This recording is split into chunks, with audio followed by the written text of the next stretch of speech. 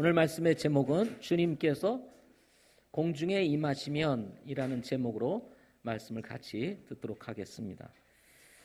일반적으로 한 사람의 삶에는 두 가지 큰 사건이 있습니다. 그것은 탄생과 죽음입니다. 이것은 한 사람의 인생에 있어서 지울 수 없는 큰 사건이라고 할 수가 있습니다. 탄생은 한 사람의 삶의 출발로서 기대와 기쁨을 가져다 주지만 죽음은 상대적으로 슬픔과 절망을 우리에게 가져다 주기도 합니다. 탄생은 누구나 기대하지만 반대로 죽음은 누구나 피하고 싶어 합니다. 사람이 태어나는 순간부터 죽음을 향해 달려가고 있다고 생각을 한다면 태어남이란 그렇게 기뻐하거나 기대할 수 있는 것만은 아닌 것 같습니다.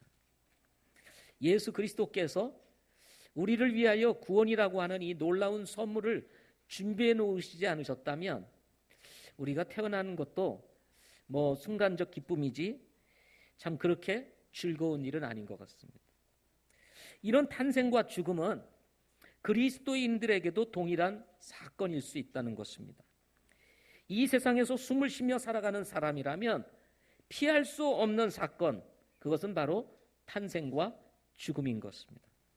그러나 아주 특이한 것은 죽음에 대한 그리스도인의 생각은 믿지 않는 사람들과 전혀 다르다는 것입니다. 그 이유를 우리는 본문 13절에서 찾을 수가 있습니다. 13절을 다시 한번 읽도록 하겠습니다. 시작. 그러나 형제들아, 잠자는 자들에 관하여 너희가 모르기를 내가 원치 아니하노니 이것은 너희가 아무 소망 없는 다른 사람들 같이 슬퍼하지 아니하게 하려 함이라. 그리스도 바깥에 있는 사람들, 하나님을 믿지 않는 사람들에게 있어서는 죽음이란 그야말로 슬픈 사건에 그치고 맙니다. 그러나 오늘 본문에 있는 말씀을 통해서 보게 되면 잠자는 자들, 이미 죽은 성도들에 대해서 얘기를 하는데요.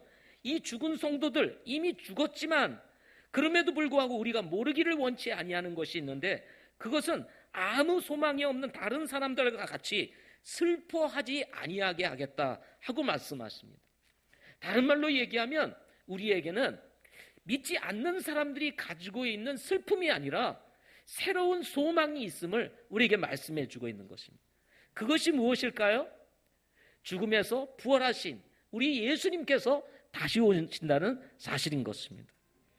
누구나 사람들은 죽음 앞에서 후회를 합니다. 인생이 아무것도 아닌데 왜 그렇게 살았나 하는 것이 보통 사람들의 생각일 것입니다. 저도 아버님께서 돌아가셨을 때 참 많이 울었습니다. 어머니를 잃고 외로우셨던 아버님이 술로 인생을 사시다가 세상을 떠나시고 말았습니다. 비록 어머님이 먼저 돌아가셨지만 남은 인생이 있으신데 꼭 저렇게 사셔야 하나? 돌아가신 분은 돌아가신 분이시고 사신 분은 사셔야 되는데 왜 돌아가신 분들만 생각하고 저렇게 술로 인생을 이렇게 보내시나? 그래서 많이 울었습니다. 돌아가시기 전에도 많이 울었습니다. 그리고 때로는 짜증도 나고 화도 났습니다. 왜 저렇게 사셔야 되나? 술에 늘 채여 계신 우리 아버님을 보실 때마다 마음에 낙심이 찾아오고 좌절을 느꼈어요. 그럴 때마다 참 마음이 힘들었습니다. 그러다가 아버님이 돌아가셨습니다. 돌아가신 아버님을 두고 많이 울었습니다. 참 많이 울었습니다. 근데 내가 왜 그렇게 울었나 생각을 해보면 물론 아버님이 예수님을 믿지 않고 세상을 떠난 것에 대한 그 참 안타까움이 슬픔의 한 이유이기도 했지만 또 한 가지는 이렇게 죽음 앞에서 삶을 되돌아보니까 좀 더 잘해드렸으면 하는 마음이 저의 생각이었습니다. 참고 인내하면서 마음이 외롭고 슬퍼하며 참으로 허전한 아버님을 뒤에서 좀 잘 위로하고 격려해드리고 마음에 들진 않아도 얼마나 힘들까 생각을 하면서 잘해드렸으면 얼마나 좋았을까 하는 생각을 가져봅니다. 그런데 그렇지 못한 제 모습을 보니까 참 많이 슬펐습니다. 부활하신 예수님께서 공중에 오시게 되면 모든 성도들이 들림을 받게 됩니다. 여러분, 이것은 소설이 아닙니다. 아멘. 이것은 하나님의 말씀입니다. 우리가 인생을 살다가 보면 이런 일도 있고 저런 일도 있습니다. 성도들과의 관계도 여러 가지 일들이 일어날 수 있습니다. 누구를 원망하고 불평하는 일들도 우리 안에 일어날 수 있습니다. 마음이 실족해서 낙심해 있는 영혼도 있을 수 있고, 또 우리 사이에서 서로 관계를 하다 보니 상처도 받을 수가 있습니다. 그래서 미워하고 서로 싸우고 질투하고 시기하며 가까이 있어야 될 우리가 저 멀리 떨어져 있을 수 있는 것이 사실입니다. 그러나 여러분, 우리 주님께서 다시 오시면 우리가 정말 새로운 몸을 입고 변화되어 공중에서 주를 영접하게 된다면 이렇게 살았던 우리의 모습이 얼마나 부끄러울까 생각을 해봅니다. 우리의 사랑하는 분들의 죽음 앞에서도 우리는 후회를 하고 눈물을 흘리는데, 우리 그리스도인들이 다시 오실 주님을 소망하며 살아가다가 다시 오실 주님을 공중에서 만나게 되었을 때 우리가 이 땅에서 어떻게 살았는가를 생각해 보면 여러분, 어떨까요? 우리 주님께서 공중에 임하시는 것이 분명하고, 우리가 그때의 새로운 몸을 입고 변화를 받아 공중에서 주를 만나게 되는 이 놀라운 환희가 우리에게 확실하게 있다면 여러분, 우리가 이 땅에서 어떻게 살아야 될까요?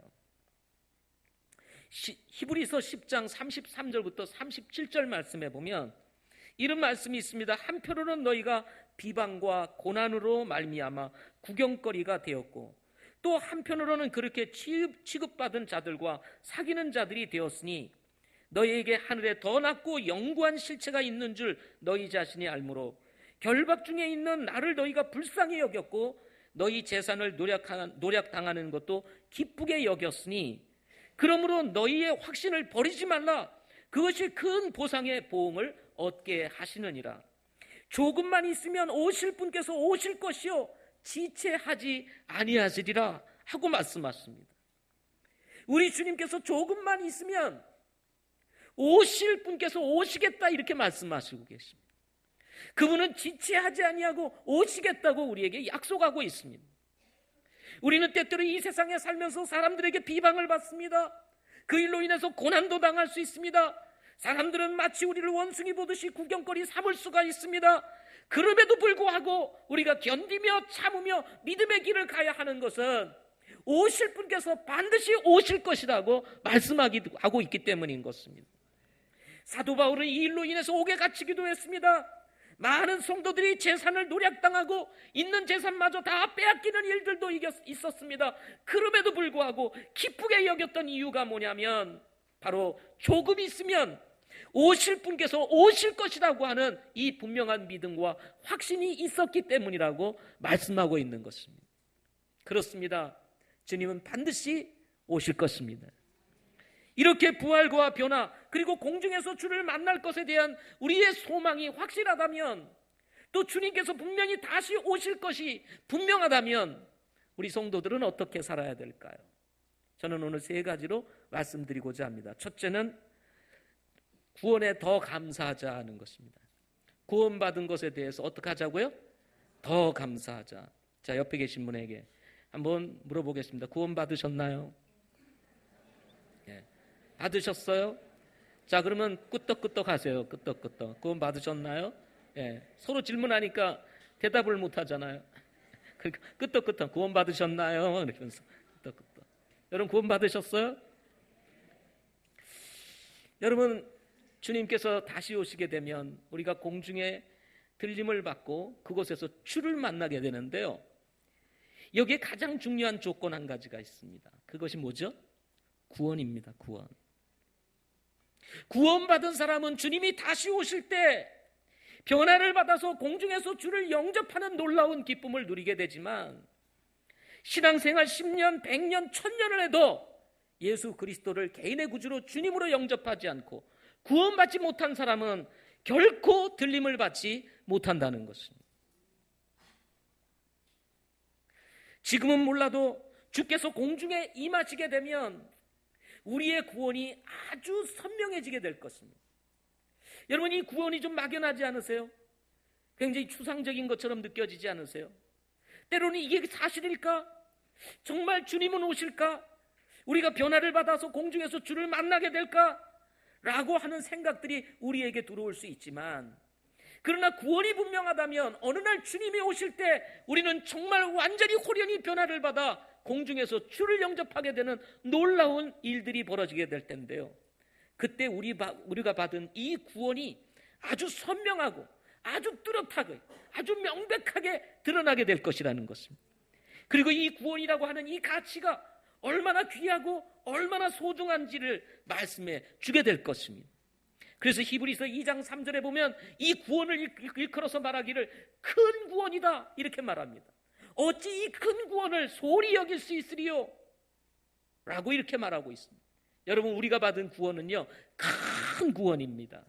작은 구원이 아닙니다. 큰 구원. 아멘. 이 구원은요, 돈을 주고도 살 수 없는 것입니다. 그 무엇과도 바꿀 수 없는데요, 그 무엇 중에 하나가 뭐냐면 우리가 살고 있는 이 생명입니다. 우리가 이 생명을 주고도 살 수 없는 것, 그게 뭐냐면 구원이에요. 그 정도로 가치 있고 귀한 것입니다. 오직 예수 그리스도의 십자가의 보혈과 그리고 정말 그분의 희생과 고난을 통해서만 얻을 수 있는 그 엄청난 값을 지불하고 얻어진 구원, 이것이 바로 우리가 받은 구원인 것입니다. 히브리서 11장 36절부터 38절에 보면 이 구원이 너무나 값지고 너무나 귀하기에 예수 믿는다는 이유로 조롱과 채찍질을 당하고 결박과 옥에 갇히기도 하고 돌에 맞기도 하며 톱에 잘리기도 하고 시험을 받기도 하고 칼로 죽임을 당하기도 하며 양의 가죽과 염소의 가죽을 입고 떠돌아다니며 궁핍과 고난과 고통을 당하였을 뿐만 아니라 사막과 산과 동굴과 땅굴에서 떠돌아다녔다고 말을 합니다. 그럼에도 불구하고 포기할 수 없었던 것, 버릴 수 없었던 것은 우리를 죄에서 구원해 주신 예수 그리스도였던 것입니다. 저는 터키 성지순례를 갔다 오면서 정말 우리 초기 교회 성도들이 핍박 속에서 살았던 그 정말 땅굴 속으로 들어가 본 경험이 있습니다. 그것을 우리는 일명 카타콤이라고 하죠. 그야말로 정말 땅굴입니다. 습기가 있고 살기가 쉽지 않은 그곳에서 신앙을 지키기 위해서 땅굴 속에서 살았습니다. 그 땅굴 속에서 사는, 이 카타콤에서 사는 사람들의 이 생명이 40을 넘지 못했다고 그래요. 빛을 보지 못하고 어둠 속에서 살아야만 했던 우리 성도들, 그럼에도 불구하고 포기할 수 없었던 것, 그것은 예수 믿고 구원받은 신앙이었던 것입니다. 주일학교 찬양 중에 이런 찬양이 있습니다. 돈으로도 못 가요 하나님 나라, 힘으로도 못 가요 하나님 나라, 거듭나면 가는 나라 하나님 나라, 믿음으로 가는 나라 하나님 나라. 여러분 아시죠? 돈으로도 못 갑니다. 힘으로도 못 갑니다. 벼슬로도 못 갑니다. 지식으로도 못 갑니다. 죄송하지만 어여뻐도 못 가요. 예. 마음 착해도 못 갑니다. 내가 이렇게 착한데 지옥에 가나요? 착하다고 가는 것이 아닙니다. 인간은 태어나면서부터 죄인이기 때문에 그렇습니다. 따라서 예수 그리스도를 통해서 구원받고 죄 사함을 받은 사람만이 어디를 가요? 하나님 나라에 들어가는데요, 그 하나님의 그 영원한 나라에 들어가기에 앞서 우리 주님께서 다시 오십니다. 공중에 임하시게 되는데, 그때 우리 거듭난 성도들은 어떻게 됩니까? 호련히 변화를 받고, 이미 세상을 떠나신 분들은 어떻게 해요? 먼저 일어나서 새로운 몸을 입고 변화를 받아 공중에서 주를 영접하게 됩니다. 그 위에 살아있는 우리들도 변화를 받아서 새로운 몸을 입고 주님 앞에서 만나게 되는 놀라운 기쁨을 누리게 되는 것입니다.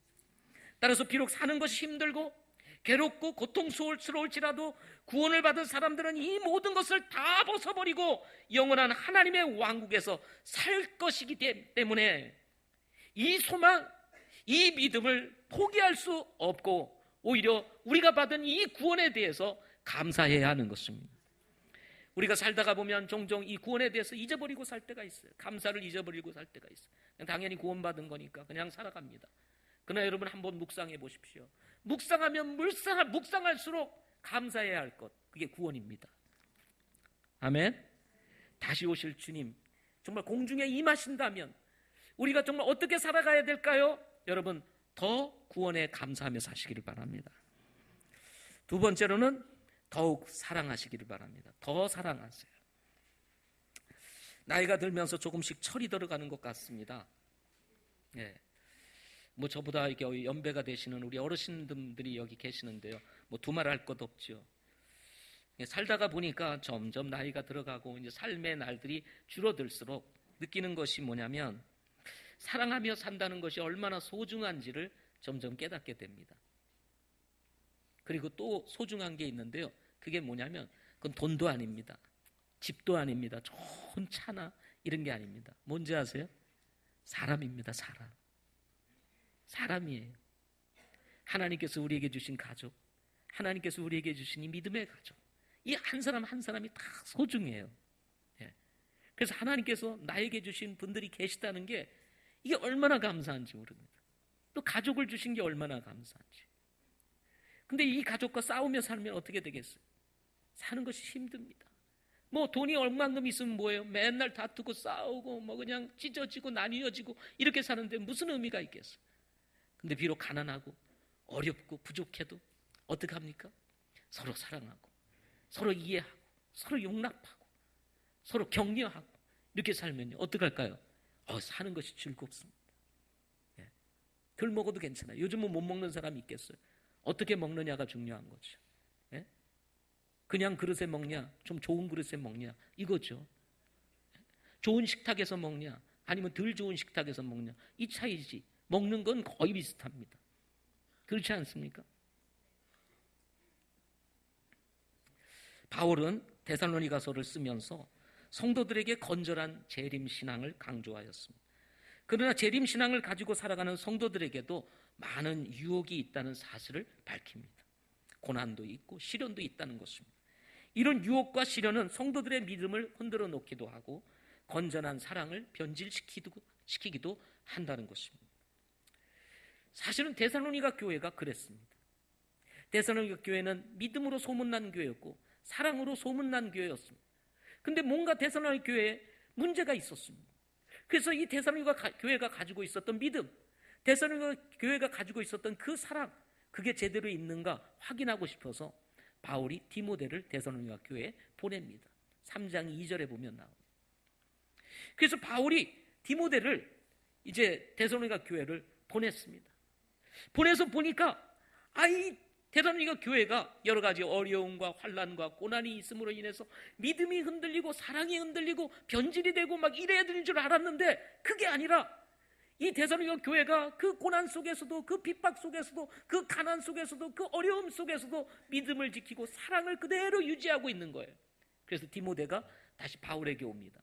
그래서 바울에게 기쁜 소식을 전해주는데요. 그게 뭐냐면 데살로니가 교회 성도들이 여전히 믿음이 좋고 여전히 그 사랑을 이어가고 있다는 기쁜 소식이었습니다. 그래서 3장 7절에 보면 이 소식을 들었던 바울이 뭐라고 얘기하냐면 내가 위로를 받았다고 말을 합니다. 뭐를 받았다고요? 위로를 받았다고 얘기를 합니다. 여러분 그래서 우리 교회가요 고난이 있고 핍박이 있고 때로는 어려움도 찾아오고 환난도 찾아오고 많은 문제들이 일어날 수 있지만 그럼에도 불구하고 우리의 믿음을 굳게 잡고 또 우리가 하던 사랑을 지속적으로 행하면 여러분 하나님께서 어떻게 될까요? 기뻐하시는 것입니다. 그리고 우리 교회를 알고 있는 많은 분들, 우리 교회를 사랑하는 분들이 어떻게 될까요? 위로를 얻게 되는 것입니다. 아멘.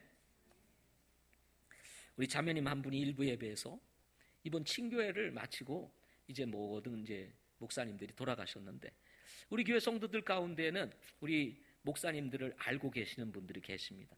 그 교회에서 섬겼거나 하신 분들이 이제 이사를 오셔서 저희 교회에 오셔서 이렇게 주님을 섬기고 계시는데요. 목사님 그 어제 사모님하고 통화를 했어요. 어느 교회 사모님하고 통화를 했어요. 그러면서 하는 말이 뭐라고 얘기했냐면 감동을 받았다고. 그렇게 얘기를 해주셨습니다.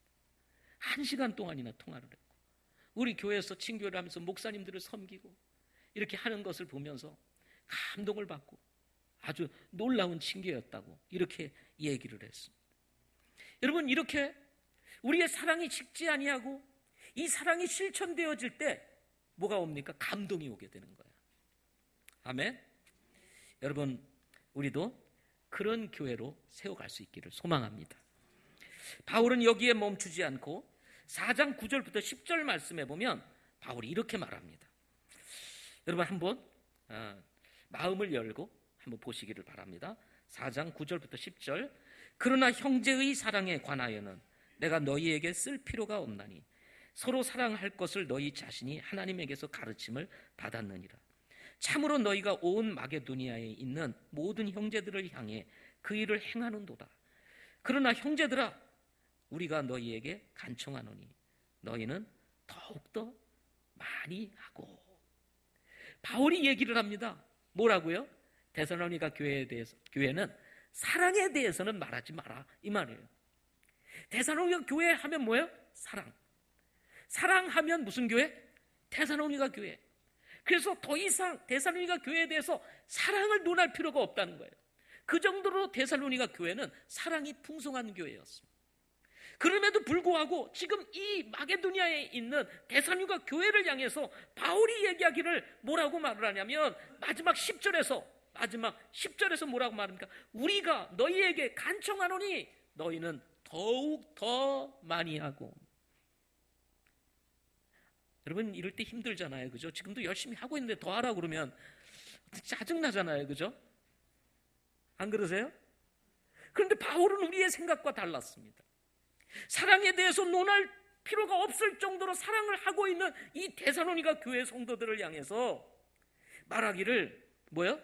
더 많이 하고. 이 말은 무슨 말일까요? 멈추지 말라는 것입니다. 계속하라는 것입니다. 지속하라는 거예요. 사랑도 우리가 한계를 느낄 때가 있습니다. 계속하다 보면 지칩니다. 내가 계속해서 사랑을 해야 되나 말아야 되나 하는 생각이 우리 안에 들어올 수가 있습니다. 그러나 그럼에도 불구하고 우리가 버릴 수 없는 것, 포기할 수 없는 것, 놓을 수 없는 것 한 가지가 있는데 그것은 주님이 우리를 사랑한 것처럼 우리도 서로 사랑하는 것이라는 것입니다. 아들과 딸, 엄마와 아빠, 네 식구가 알콩달콩 사는 가족이 있었습니다. 아들은 7살이고 딸은 5살이었다고 합니다. 어느 날 아빠가 이 아들과 딸을 데리고 등산을 갔다고 합니다. 제 마음하고 똑같아요. 저도 이 아들과 딸들을 데리고 등산을 좀 가고 싶은데 이게 잘 안 맞아요, 시간이. 원래 등산은 언제 가야 되죠? 보통은 주말에 가야 되잖아요. 우리 보통은 사람들이 주말에 시간이 있잖아요. 저는 언제 제일 바빠요? 주말이 제일 바빠. 주말에 갈 수가 없습니다. 근데 이 아빠는 아마도 예수님을 안 믿었던 것 같습니다. 그런데 어쨌든 아이들을 데리고 등산을 가다가 그만 교통사고가 나고 말았어요. 그래서 아들이 7살 날 아들이 아주 심하게 다쳐서 이제 119 구급대가 와서 이제 병원으로 실려갔고 그래서 응급 수술을 하게 되었습니다. 응급 수술을 하게 되었는데 그만 뭐가 부족하냐면 피를 많이 흘려서 피가 필요한 거예요. 수술을 하려면. 근데 그 병원에서 응급 수술을 해야 되는데 피가 없는 거예요. 피가.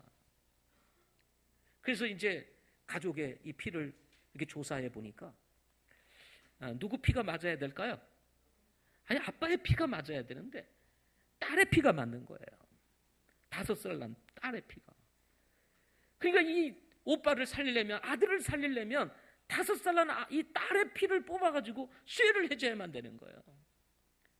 그러니까 이 아빠의 심정이 어떻겠어요? 그래서 어쨌든 아들을 살려야 되니까 딸에게 가서 물었다고 합니다. 얘야, 네 오빠에게 피가 필요한데 피를 좀 줄 수 있겠니? 하고 물었다고 합니다. 아빠가. 그랬더니 딸아이가 이 질문을 받고 잠시 동안 아빠를 탁 쳐다보고 있다가 고개를 걷다겼다고 합니다. 그래서 긴급하게 딸을 병실로 옮겨서 딸의 이 5살 난 딸의 피를 뽑아가지고 이 아들에게 수혈을 하면서 수술을 하게 되었다. 수술을 다 마치고 수술이 잘 맞춰가지고 이제 병실에 누워 있는데 아빠가 이 딸에게 찾아가서 말했다고 합니다. 내 덕분에 오빠가 살게 되었어. 하고 아빠가 얘기를 한 거예요. 아빠의 말을 들은 딸이 낮은 목소리로 아빠에게 이렇게 대답했다고 합니다. 와, 정말 기뻐요. 와, 정말 기뻐요. 그러면서 하는 말이, 그런데 나는 언제 죽게 되나요? 하고 아빠에게 묻는 거였습니다. 아빠가 깜짝 놀랐어요. 아니, 죽는다니 수혈을 한 거잖아요. 이거는 죽는 게 아니잖아요. 근데 나는 언제 죽게 되나요? 하고 묻는 거예요. 잠시 숙연한 침묵이 흐르면서 아빠가 입을 열었다고 합니다. 그럼 넌 죽을 줄 알면서 오빠에게 피를 주었단 말이니? 예, 저는 오빠를 사랑하거든요. 이 딸은 어려서 잘 모르니까 자기 피를 뽑아서 이제 오빠에게 주면 자기는 죽고 이제 오빠는 살 거라고 생각을 했던 거예요. 그런데 이 아이가 결국 자기의 목숨을 담보로 해가지고 피를 뽑았던 거 아닙니까? 그거를 알게 된 이 아빠가 얼마나 충격을 먹었겠어요. 그렇지 않았겠습니까? 뭐 여기에 이제 내용은 잘 안 나오지만 이 내용을 잘 제가 해보면 아마 이 아빠가 딸을 부여잡고 막 울었을 것 같아. 저라도. 예? 그래서 성민이를 살리기 위해서 성은이가 피를 뽑았는데 자기는 죽는 줄 알고 이 피를 뽑아줬는데 언제 죽나요? 그런데 얼마나 충격이 되겠어요? 얼마나 짠하고 그럼에도 불구하고 피를 줬다는 이 사실이 이 아빠에게 얼마나 큰 감동이 됐겠어요. 사랑이라는 것은 이런 것이구나. 때로는 우리가 계산을 할 때가 있습니다. 또 해야 되나? 말아야 되나? 이 딸은 오빠를 사랑해서 자기가 죽는 줄 알면서도 피를 수혈해 주었습니다. 사랑은 이렇게 한계를 긋지 않는 것입니다. 때로는 더 지나치게 요구되어지는 것 같고 또 사랑을 계속해서 요구하는 것 같을지라도 여러분, 사랑은 줄 때 아름다운 것입니다. 말씀을 준비하면서 이런 생각이 들었습니다. 지난 전국 목회자 친교회가 있었습니다. 월부터 목요일까지 집사님들, 우리 주부들, 청년들, 학생들 모두가 하나 되어서 섬겼던 목회자 친교회였습니다. 되돌아보면 섬김의 축제가 되자 우리 목회자 친교회를 섬김의 축제가 되게 하자 하고 말씀을 드렸지만 참 이 섬기는 것이 결코 쉬운 일은 아닙니다. 그럼에도 불구하고 우리 모든 성도들이 하나가 되어서 그야말로 섬김의 축제, 사랑의 축제가 지난 목회자 친교회가 아니었나 하는 생각을 가지게 됩니다. 섬김과 사랑에 우리 목사님들이 모두가 감동을 받았습니다. 왜냐하면 지금까지 이 교회에서 친교회를 한 지가 거의 없었거든요. 오래전에는 그렇게 했었는데 교회들마다 목사님들을 수용할 수 있는 그런 사이즈도 안 되고 식당도 갖춰져 있지 않고 그러다 보니까 외부에서 이렇게 목회자 친교회를 계속 해오게 되었습니다. 근데 유독 우리 교회에서만 목회자 친교회를 할 때 저희 교회에서 합니다. 그러다 보니까 사실은요, 잠자리는 좀 편할지 모르겠는데 왜냐하면 강당과 이 숙소가 한태로 연결되어 있으니까 차를 타고 이동하고 이러는 불편함이 없잖아요. 근데 우리 교회에서 하다 보니까 숙소가 떨어져 있으니까 차 타고 오고 가야 되고 하는 불편함이 있어요. 그런데 제가 늘 친교회를 참여할 때마다 아쉬운 게 한 가지 있었는데 그게 뭐냐면 음식입니다. 음식. 뭐 리조트다 뭐다 어디 가서 이렇게 이제 식사를 이제 단체로 하게 되다 보면 똑같은 돈 가격을 냈는데 그냥 가족이 가서 음식을 먹으면 제대로 나오거든요. 근데 단체만 됐다면 음식이 얼마나 부실하게 나오는지 말도 못해요. 지난번 경주에서 목회자 친교회를 하는데 여차성서 침례교에서 주최를 해서 하는데요. 콩나물국이 나오는데 콩나물이 없어요. 콩나물이. 예? 아니 국을 주는데 콩나물국을 주는데 국물을 있는데 나물이 없어요. 나물. 그것도 이랜드에서 운영하는 거예요.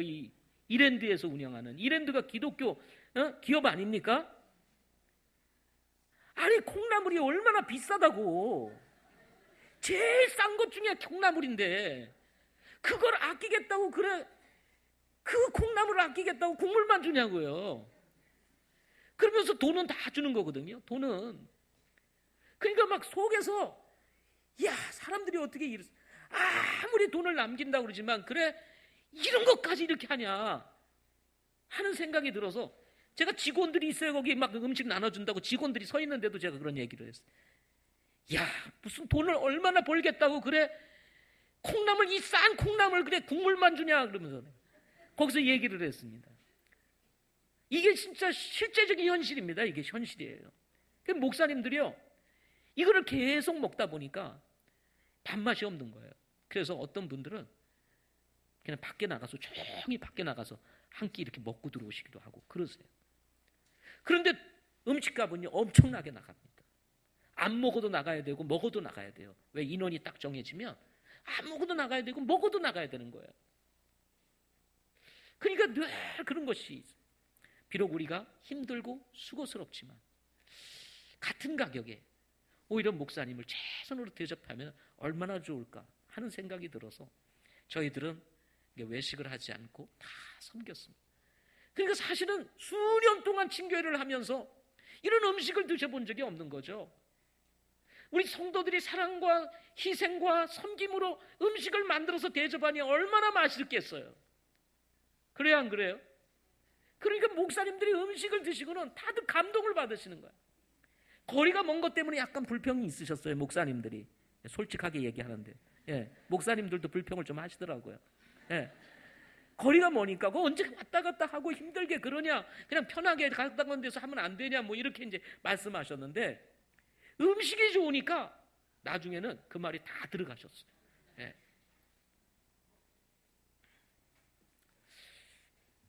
어떤 사모님은 이 식사를 하시면서 뭐라고 말씀하시냐면 대접받는 느낌이에요 하고 저에게 얘기를 대접받는 느낌. 얼마나 대접을 못 받으셨으면. 저는 그분을 잘 알아요. 그분이 어떻게 여기까지 오셨는지 그리고 어떻게 사셨는지 다는 모르지만 조금은 압니다. 늘 치이고 목사님으로부터도 늘 상처를 받았던 그런 목사님이십니다. 사모님이세요. 서로 위해하고 서로 격려하고 서로 사랑해야 될 목사님마저도 조금 다르다는 이유로 사람을 버리고 그런 것에 의한 상처를 받으시고 그런데 저희 친교회에 와서 정말 격려를 받고 사랑을 받고 대접을 받으니까 너무 좋아하시는 거예요. 너무 좋아하시는 거예요. 얼굴이 확 펴가지고 저도 좋았습니다. 여러분도 좋으셨죠? 우리 섬기시는 여러분도 좋으셨죠? 말씀을 준비하면서 이런 생각이 들었습니다. 야, 우리 교회가 목회자 친교회를 준비하는 것 같이 섬기는 것 같이 모일 때마다 이러면 참 좋겠다. 그러면 우리가 모두가 모였을 때 감동을 받고 가지 않을까. 비록 음식은 친교회 같지 않고 매일 모이는 것은 아니지만 그래도 우리가 마음만은 이렇게 서로 섬기고 서로 사랑하고 서로 격려하고 서로 축복하고 서로 나누어주고 서로 희생하고 이렇게 되면 얼마나 좋을까. 저는 우리 교회가 어떤 분들이 우리 교회를 방문하던 다시 오고 싶은 교회, 다시 가고 싶은 교회, 그런 교회가 되었으면 좋겠다는 생각을 늘 가집니다. 그런데 이런 사랑이 넘치는 교회가 된다면 우리 교회를 처음 오신 분들은 내가 이 교회를 다녀야 되겠다. 신앙에 방황하는 사람이 너무 많잖아요. 자기 교회가 없이 정말 다니시는 분들이 얼마나 많은지 모릅니다. 또 세상에서 사랑을 받지 못한 채 정말 영적인 굶주림 속에서 살아가는 사람들이 얼마나 많습니다.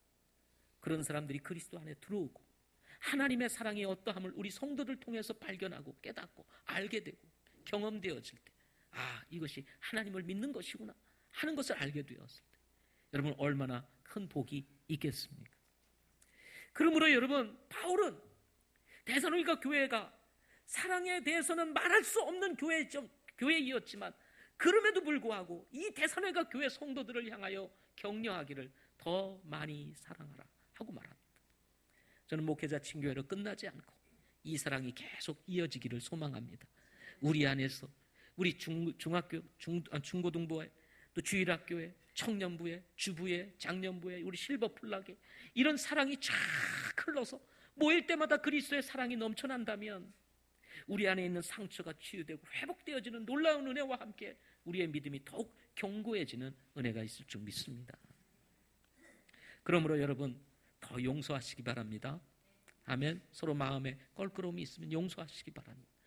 또 용납하시기 바랍니다. 나는 누구는 싫어. 가까이 오지 마. 일로 오면 절로 가고 절로 가면 일로 오고 이러지 마시기를 바랍니다. 다 품으시기를 바랍니다. 아멘. 자, 옆에 계신 분들에게 품읍시다 하고 품읍시다. 더 이해하고 더 인내하고 더 오래 참고 더 희생하며 여러분 우리가 사랑할 수 있기를 소망합니다. 감동은 멈추지 않을 때 시작되는 거예요. 감동은 멈추지 않을 때 지속될 때 시작되는 거예요. 왜냐하면 사랑은 그리스도의 성품이며 하나님의 성품이기 때문에 그렇습니다. 마지막 서로 격려하자는 것입니다. 더 격려하자는 것. 여기 위로하라 하는 말씀이 18절에 나옵니다. 18절 말씀을 한번 보겠습니다. 그러므로 이 말씀들로 서로 뭐하라? 위로하라 그랬습니다. 여기 위로하다는 말은 권면한다는 의미를 가지고 있습니다. 1절에 나오는 권면하노니와 같은 단어로서 그리스도인들에게 소망의 핵심 메시지라고 할 수 있는 부활과 그리고 변화, 공중에서 주를 만나게 되는 이 놀라운 사건을 두고 주님께서 말씀하고 있는 내용인 것입니다. 우리 성도들이 서로 격려하고 서로 위로할 수 있는 이유가 뭐냐? 그것은 우리 주님께서 다시 오실 것이기 때문이라는 거예요.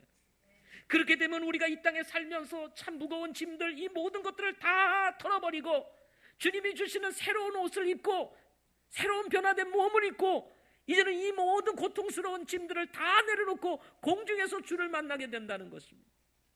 이 땅의 삶에 치이고 어렵고 고난 속에서 힘들고 먹고 사는 것이 힘들고 지쳐 쓰러질 수밖에 없는 우리들이라 할지라도 주님이 다시 오시면 이 모든 것들을 다 내려놓고 새로운 몸을 입고 주님과 함께 영원한 하나님의 나라에서 살게 된다고 하는 이 놀라운 소망이 우리에게 있기에 바울은 데살로니가 교회 성도들을 향해서 그러므로 너희는 이 여러 말로 서로 위로하라 하고 말씀하시는 것입니다. 때때로 우리 주변에 고난당하는 성도들이 있습니다. 질병과 싸우는 성도들이 있습니다. 죽음을 위협하는 질병 우리의 몸에 있다는 사실을 여러분 한번 생각해 보십시오. 얼마나 두렵고 떨리겠습니까? 겉으로는 웃지만 속으로는 늘 두려움이 있는 것이 사실이에요. 이럴 때 우리가 그리스도 안에서 다시 오실 주님을 바라보며 서로 위로하고 격려하고 부욕 우리가 이 세상을 떠난다 할지라도 죽음이 이기지 못하는 그리스도의 놀라운 부활의 이 소망을 우리 가지고 있다는 이것을 서로 나누면서 우리 형제님 자매님 힘내세요. 주님이 함께 하십니다. 우리는 다시 만나게 될 것입니다. 우리는 반드시 이 소망에 함께 참여하는 자가 될 것입니다. 한 번은 이 세상에 떠나지만 우리에게는 영원한 이별이 없습니다 하고 서로 격려하고 위로할 수 있는 우리 성도들이 될 수 있기를 바랍니다. 나아질 것 같지 않는 상황에서 머물고 있는 성도들, 신앙으로 인해 핍박을 받는 성도들, 연세가 드셔서 주님을 만날 날이 머지않으신 분들, 가난과 싸우시는 성도들, 이해받지 못하시는 분들, 이런 분들이 서로 그리스도 안에서 이해가 되어지고 격려되어지고 위로되어질 때 여러분이 힘을 얻지 않겠습니까? 친교회 기간 참석했던 목사님들께서 저에게 격려의 메시지를 보내주셨어요. 어느 목사님이 이런 메시지를 보냅니다. 친교회 기간 과분한 대접을 받았습니다. 은혜에 감사드립니다. 목사님 건강하시고 교회 위에 하나님의 은혜가 넘치길 기도합니다. 감사합니다. 이런 짧은 메시지지만 이런 메시지를 받을 때 힘이 나요. 격려가 돼요. 그러나 이 메시지는 저에게 보내지는 거지만 사실은 우리 모든 성도들에게 보내지는 메시지이기도 합니다. 제가 교회를 대표하고 있다 보니까 여러분들에게 다 보낼 수가 없으니까 대표인 저에게 보낼 뿐이에요. 여러분들의 섬김, 여러분의 수고, 여러분의 희생에 대해서 감사하면서 대신해서 저에게 보낸 메시지들이에요. 어느 선교사님이 이런 메시지를 보냈습니다. 목사님 감사합니다. 이번 친교회를 참석하고 비록 나누어 둘이 된 친교회가 처음 제게는 서먹서먹했었지만 그래도 저와 동일한 믿음을 가진 동역자들이심을 발견하고 그 사랑을 크게 느낀 복된 시간이었습니다. 귀한 헌금으로 복 주시고 매번 카톡 도움 등 최선을 다해 섬겨주셔서 참으로 감사합니다. 그 은혜와 기쁨을 평생 잊지 않고 감격과 기쁨으로 선교지에 돌아가 사역하도록 하겠습니다. 다시 한번 목사님의 사랑에 감사를 드립니다. 이번에 조금씩 주신 사랑을 모아보니 110만 원이나 되었습니다. 일일이 연락드릴 방법이 없지만 목사님께 대표로 감사를 드립니다. 모든 목사님들께 감사하며 사랑한다고 전해주십시오. 목사님 감사합니다. 이분은 우리 친교회에 속하지 않은 다른 친교회에 계신 선교사님이십니다. 근데 우리 안에서도 이분에게 선교 헌금을 보내니까 이번 친교회에 오셔서 보고를 하고 인사를 드리기 위해 오셨는데 우리 목사님들이 선교지에서 수고하는 선교사님들에게 이렇게 찔러주신 것이 모아지니까 110만 원이 됐다고. 저한테 이런 거 얘기 안 해도 되는데 이렇게 보내주시면서 저를 격려하는 메시지를 보냈습니다. 우리 친교회 안에 있는 선교사님들도 있는데 우리 친교회에 있는 선교사님들은 저한테 메시지를 안 보내주는데 저쪽 친교회에 계신 목사님은 저에게 메시지를 보내요. 만약에 우리 친교회에 있는 목사님이 메시지를 보냈다면 저도 감동을 받고 야 이런 목사님이라면 나도 모르게 이 선교사님을 도와야 되겠다 이런 마음이 생길 텐데 우리 친교회 선교사님도 한 분도 나한테 메시지를 안 보내요. 네. 똑같은 선교사님들인데 그래 아쉽습니다. 격려를 받을 때 서로 격려를 하게 되잖아요. 아멘. 어느 목사님이 이렇게 보냈습니다. 목사님 이번 친교회 귀한 섬김에 감사를 드립니다. 친교회 안에 담고 싶은 좋은 모델 교회가 있다는데 얼마나 귀한지 모르겠습니다. 감사합니다. 또 다른 목사님이 전 목사님 참 수고가 많았습니다. 복된 친교회였습니다. 성도들의 수고와 목사님의 섬기는 모습이 지금도 눈에 선합니다. May God bless you and family 하고 영어까지 써서 이렇게 고급스럽게 보내주셨어요. 고급스럽게. 또 친교회 기간 동안 친교회를 이렇게 섬기게 되면 교회를 대표하고 있는 목사에게 감사패를 증정해주고 또 우리 사모님에게는 꽃다발을 증정을 해줍니다. 그래서 수요일 저녁에 그런 일이 있었죠. 오신 분들은 아시겠죠. 여러분 그 감사패는 여러분의 감사패고 그 꽃다발은 여러분의 꽃다발입니다. 많은 분들이 저에게 얘기를 해요. 우리 성도님들조차도 목사님 건강하셔야 돼요. 몸 괜찮으세요? 근데 사실 저는 별로 이렇게 힘들지는 않았습니다. 저는 섬기는 여러분들이 참 이게 몸살 나면 안 되는데 하는 생각이 있었습니다. 정말 이른 아침부터 오셔서 늦은 저녁까지 하루 종일 섬기시는 분들도 있고 또 돌아가면서 섬기시는 분들도 있었지만 그런 섬김이 우리 목사님들을 격려하고 또 세우는 귀한 친교였다고 저는 믿습니다. 아멘. 따라서 저는 하나님께서 여러분을 격려하시고 여러분을 축복하시기를 소망합니다. 또 이런 일이 우리 지속적으로 우리 교회 안에서도 일어날 수 있기를 바랍니다. 목장 모임 속에서 어느 자매님의 눈물 어린 간증이 있었으면 자매님 오늘 간증이 복이 됐어요. 어려움 있는 거 알지만 제가 기도할게요 하고 여러분 문자 하나 보내주면 어떻게 될까요? 힘이 나겠죠? 그죠? 어떤 분은 한마디도 안 하고 가시는 분도 있어요. 그럴 때 그냥 그렇구나 하고 지나가는 게 아니라 자매님, 형제님 얼굴만 보더라도 복이 됩니다. 축복이 됩니다. 하고 말을 한마디 던지거나 문자 한마디를 보내주면 그것도 또 축복이 되지 않겠습니까? 여러분, 안 오는 것보다 오는 게 얼마나 좋아요? 그래요, 안 그래요? 그렇지 않습니까? 함께 한다는 것 자체가 축복 아니겠습니까? 누가 좀 몸이 아파요? 그러면 여러분, 아픈 분들을 향해서 여러분 문자를 좀 날려주세요. A 자매님이, B 자매님이, C 자매님이, 또 A 형제님이, B 형제님이, C 형제님이 막 문자를 날려주면 우리를 이렇게 격려하는구나. 힘을 얻고 도전을 받고 격려를 받고 내가 더 주님 의지해야 되겠다. 이런 마음들이 생겨나지 않겠습니까? 아멘. 그래서 우리가 더 서로 격려하는 교회가 될 수 있기를 원합니다. 이럴 때 우리가 믿음이 흔들리지 않고 굳게 서서 주를 섬기는 은혜가 있게 되는 것을 기도하겠습니다.